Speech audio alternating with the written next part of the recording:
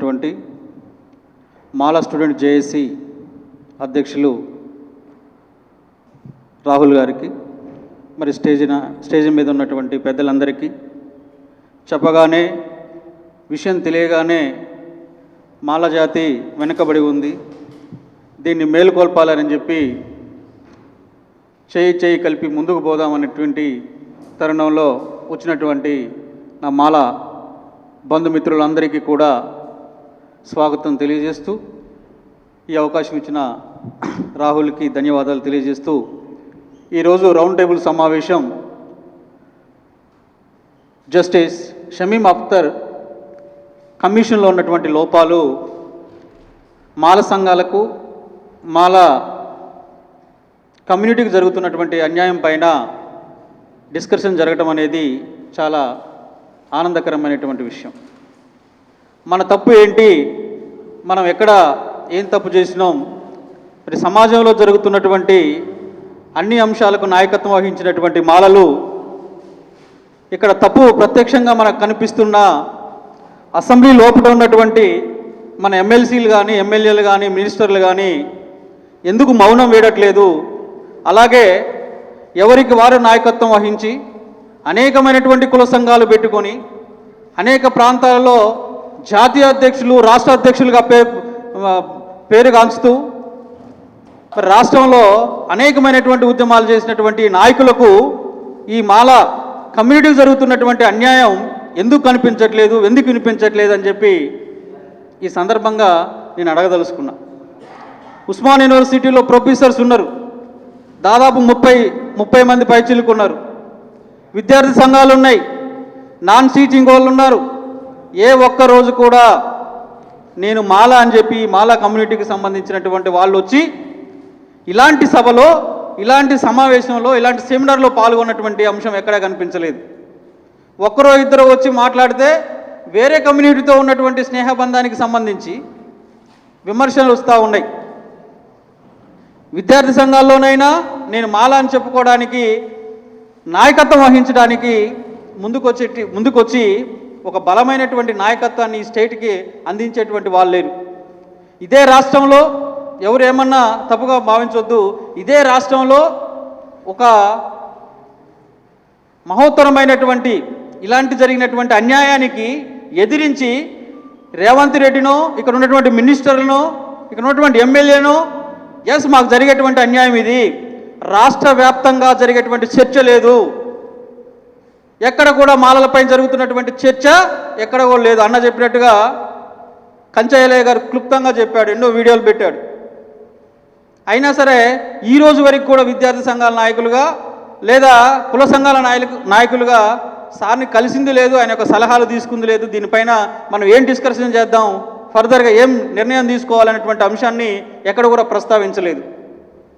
అంటే మొత్తంగా ఏదో ఈరోజు వచ్చాం, ఒక నాయకుడిని అడిగినాం మనం.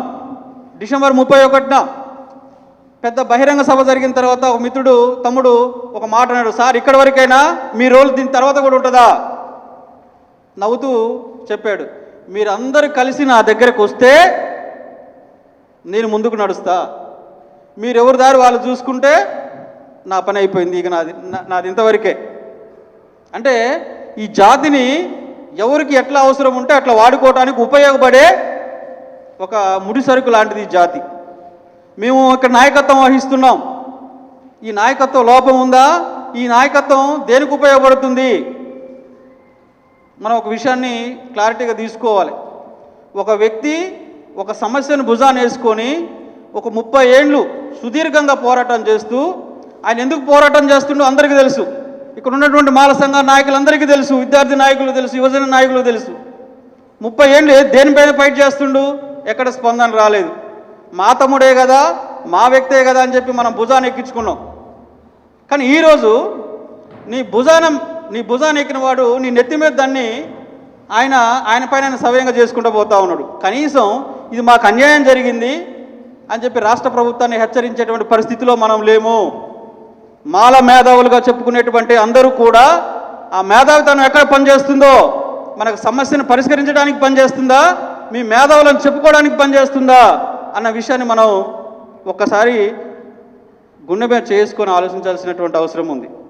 కాబట్టి మిత్రులారా, జరిగిందంతా గతమంతా ఒక చీకటి అనుకొని రేపు జరగబోయేటువంటి అంశాలైనా సరే ఓ బలమైన శక్తిగా విద్యార్థి లోకం నుంచి, ఒక బలమైన శక్తిగా కుల సంఘాల నుంచి ఈ రాష్ట్ర ప్రభుత్వానికి ఈ షమీమ్ అఖ్తర్లో జరిగినటువంటి అన్యాయానికి సంబంధించినటువంటి అంశం పైన సుదీర్ఘంగా మనం పోరాటం చేయకుంటే ఖచ్చితంగా యూనివర్సిటీతో పాటు వివిధ జాబుల్లో ఉన్నటువంటి అంశాలు కావచ్చు, లేదా గవర్నమెంట్ ప్రవేశపెట్టేటువంటి వివిధ పథకాల్లో కావచ్చు, ఖచ్చితంగా ఈ జాతి నష్టపోద్ది అన్నటువంటి విషయాన్ని మనం డిస్కషన్ చేయాలి. రేవంత్ రెడ్డిని మనం ఎన్నిసార్లు కలిసాం, ఎవరో కలిశారు, ఆయన చెప్తే ఏదో ఒక మాట చెప్తే మనం నవ్వుకుంటూ వచ్చినాం. కానీ మన బాధ ఏందో మనం చెప్పాలి కదా. అక్కడ పోయినాక కూడా మనోళ్ళు మన బాధ మనం చెప్పకుండా ఆయన చెప్పినటువంటి మాటకి విని బయటకు వచ్చినటువంటి పరిస్థితి ఉంది. ఎందుకు అసెంబ్లీలో చర్చ జరగలేదు, ఎందుకు ఎమ్మెల్యేలు మన నుంచి వాళ్ళు ప్రాతినిధ్యం వహించినప్పుడు మన యొక్క బాధను వాళ్ళు అసెంబ్లీలో చర్చించాలి కదా, ఎందుకు చర్చించలేదు? ఒక ఆయనకి మినిస్టర్ పదవి కావాలి, ఇంకొక ఆయనకి ఎమ్మెల్సీ కావాలి, ఇట్లా అని చెప్తే వాడు మంచోడు కాదు. మరి ఎందుకు డిస్కషన్ చేయట్లేదు? వివిధ సంఘాలు డప్పు పట్టుకొని బయటకు వచ్చినాయి, ప్రొఫెసర్సు డప్పు పట్టుకొని బయటకు వచ్చారు, విద్యార్థి నాయకులు బయటకు వచ్చారు డప్పులు పట్టుకొని. ఇది మా ఆత్మగౌరవ పోరాటం అని చెప్పి అన్నారు. మనకు లేదు ఆత్మగౌరవం? మన ప్రొఫెసర్స్ అందరూ బయటకు వచ్చి ఒక్కసారి దీన్ని వ్యతిరేకిస్తామని చెప్పేసి ఈ ఆర్ట్స్ కాలేజ్ వేదికగా ఎందుకు మాట్లాడలేదు? విద్యార్థి నాయకులందరూ కలిసి ఇక్కడ కుల సంఘాలను పెట్టి ఇక్కడ ఉస్మాన్ యూనివర్సిటీ వేదికగా ఎందుకు ఒక సభ పెట్టలేకపోయాం మనం? ఎందుకు ఈ రాజకీయ నాయకులు మనల్ని ప్రభావాలకు గురి చేస్తున్నారు, మభ్య పెడుతున్నారు? మనం సెల్ఫ్గా ఆలోచించుకోవాల్సినటువంటి అవసరం ఉంది. కాబట్టి మిత్రులారా, ఈ ఆవేశం మన సమస్యను పరిష్కరించుకోవడానికి అవసరమైంది అనేటువంటి కోణంలో నేను మాట్లాడాను. కాబట్టి దీన్ని అందరూ కూడా కొనసాగించి ఖచ్చితంగా సుదీర్ఘమైనటువంటి పోరాటం చేసి వెంటనే అదేదో చేస్తే మనకేదో నష్టం అవుతుంది, ఇదే ఇంప్లిమెంట్ అయ్యిద్ది అనేటువంటి అంశం కాదు. చాలామంది మేధావులతో నేను కూడా కొంచెం డిస్కషన్ చేసిన క్రమంలో ఖచ్చితంగా ఇది ఇక్కడికే ఆగిపోద్ది, రేపు ఖచ్చితంగా ఏం చేయాలనేది సుప్రీంకోర్టులో డిస్కషన్ అయ్యిద్ది, ఇది కొంత హోల్లో పెట్టేటువంటి పరిస్థితి ఉండొచ్చు అని చెప్పేసి వాళ్ళ అభిప్రాయం వ్యక్తం చేశారు.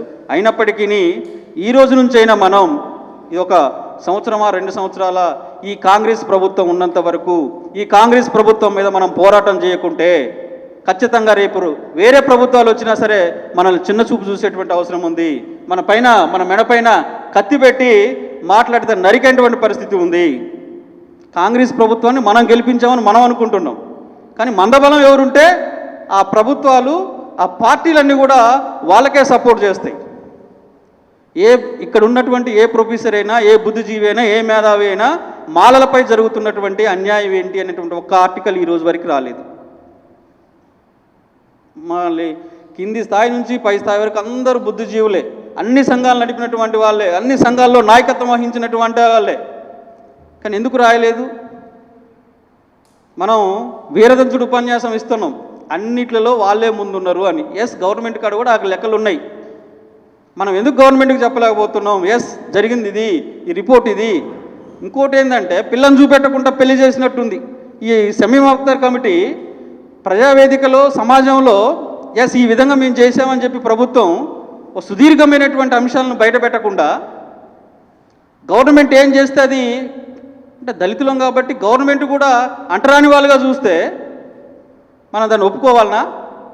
ఎందుకు బీసీ ప్రజలందరూ మాట్లాడరు, బీసీ నాయకులందరూ మాట్లాడరు, గిరిజన నాయకులు మాట్లాడరు, వివిధ సంఘాల్లో ఉన్నటువంటి పార్టీల్లో ఉన్నటువంటి మేధావులు ఎందుకు మాట్లాడరు దీని గురించి? వర్గీకరణ చేసినప్పటికీ ఏ ప్రాతిపదికంగా వర్గీకరణ చేస్తే బాగుంటుంది అని చెప్పేసి ఎందుకు మాట్లాడరు, ఎందుకు డిస్కషన్ చేయరు? కాబట్టి మిత్రులారా, ఈ షమీమ్ అఖ్తర్ కమిషన్లో ఉన్నటువంటి లోపాలను ఖచ్చితంగా ప్రభుత్వం దృష్టికి తీసుకుపోవాల్సిందే. ఇక్కడ ఉన్నటువంటి మేధావులు స్పందించాల్సిందే, విద్యార్థులు నాయకత్వం వహించాల్సిందే. దీన్ని చెయ్యి కలిపి ముందుకు పోవాల్సినటువంటి అవసరం ఉందని చెప్పి తెలియజేస్తూ అవకాశం ఇచ్చిన మిత్రులకు ధన్యవాదాలు. Thank you.